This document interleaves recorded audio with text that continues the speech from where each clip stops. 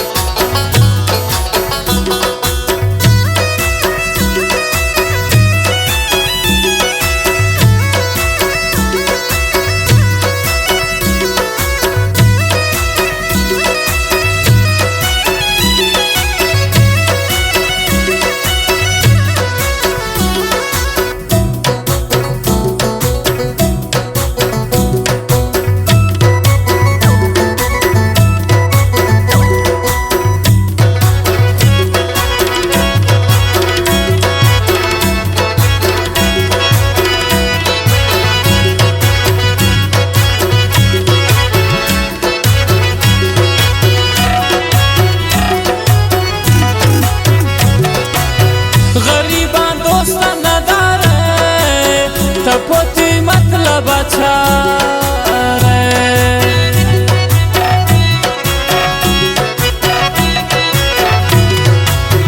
गरीबा दोस्त नदार तपोती मतलब अच्छा हमेशा गुरूरो तकब्बुर दिला यारदार हजार मारदार हमेशा गुरूरो तकब्बुर दिला यारदार हजार मारदार शम्मे पाके मोहब्बत पछे खारदार हजार मारदार अड़े दुनिया को मैं खारा तो पछे खारदार हजार मारदार हजार मारदार हजार मारदार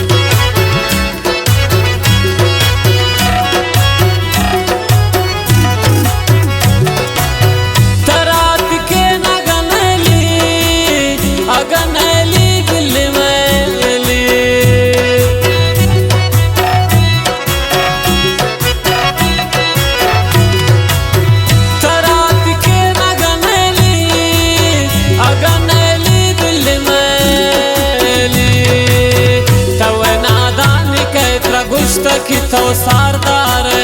हजार मारदार तवे नादान ट्रके गुस्त की तो सारदार हजार मारदार चम्मे पाके मोहब्बत पछे खारदार हजार मारदार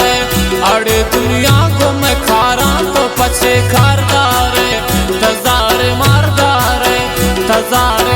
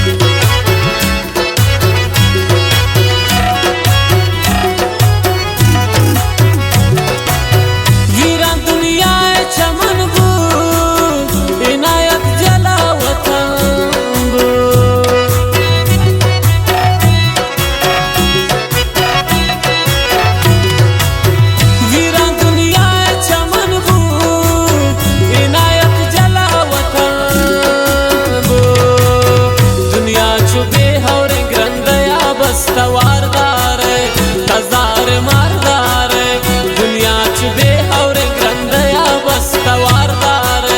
तजार मारदार शम्मा पाके न मोहब्बत पछे खा